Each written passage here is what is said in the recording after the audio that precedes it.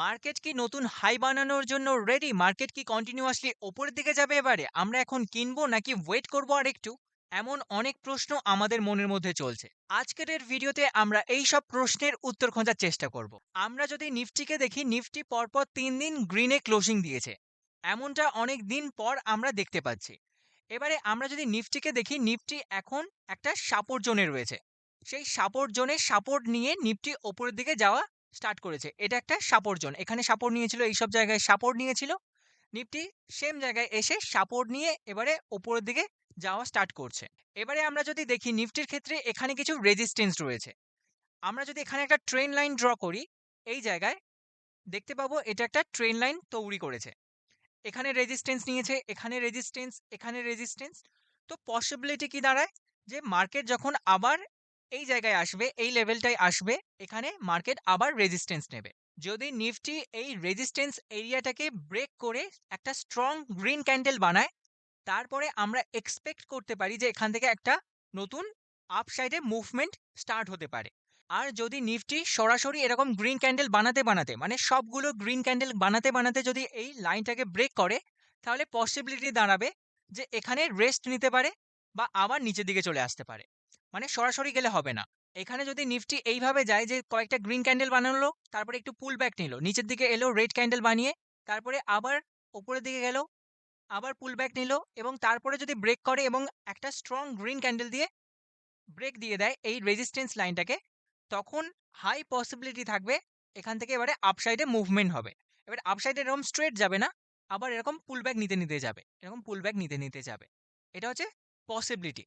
অথবা আরেকটা কেস হতে পারে যে নিফটি এরকম গ্রিন ক্যান্ডেল বানাতে বানাতে ব্রেক করলো এবং তারপরে নিচে এসে এখানে পুল ব্যাক নিল, বা আরেকটু ওপরে গিয়ে নিচে আসে পুল ব্যাক নিল এই রেজিস্ট্যান্স লাইনটাকে।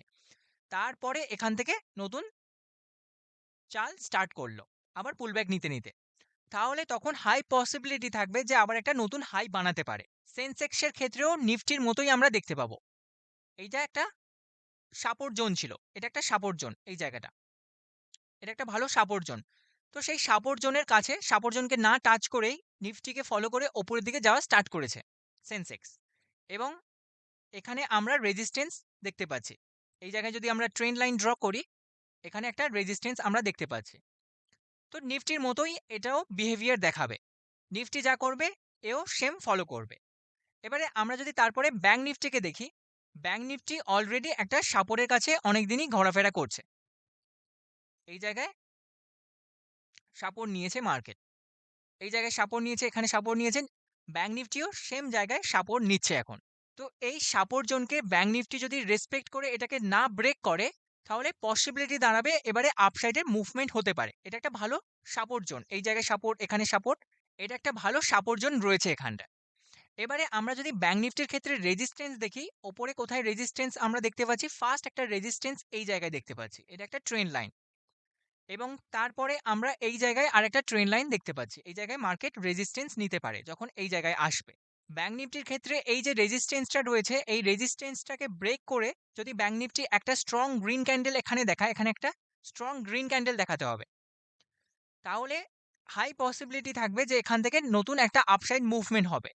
এবং তারপরে এখানে রেজিস্ট্যান্স নিতে পারে, সম্ভাবনা বেশি যে এখানে রেজিস্ট্যান্স নেবে। এবং এই রেজিস্ট্যান্সটাকে ব্রেক করে যদি মার্কেট একটা এরকম স্ট্রং গ্রিন ক্যান্ডেল দেখিয়ে দেয়, তারপরে হাই পসিবিলিটি থাকবে যে মার্কেট এখান থেকে একটা বড় আপসাইডে মুভমেন্ট দেবে।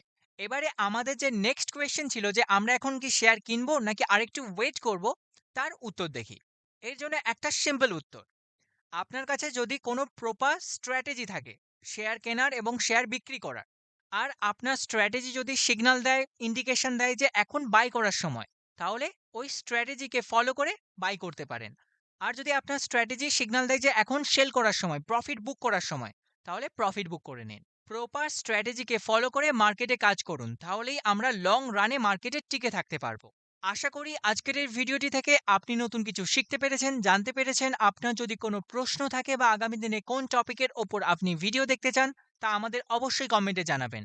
ভিডিওটি ভালো লাগলে অবশ্যই লাইক দেবেন। আগামী দিনে ভিডিও দেখার জন্য চ্যানেলটি সাবস্ক্রাইব করবেন এবং আপনার বন্ধু, ফ্যামিলি মেম্বার যারা শেয়ার মার্কেটে নতুন আসছে, তাদের সাথে এই ভিডিওটি অবশ্যই শেয়ার করবেন। শেয়ার করার মাধ্যমে আমরা একসাথে গ্রো করতে পারবো। আবার দেখা হবে নেক্সট ভিডিওতে।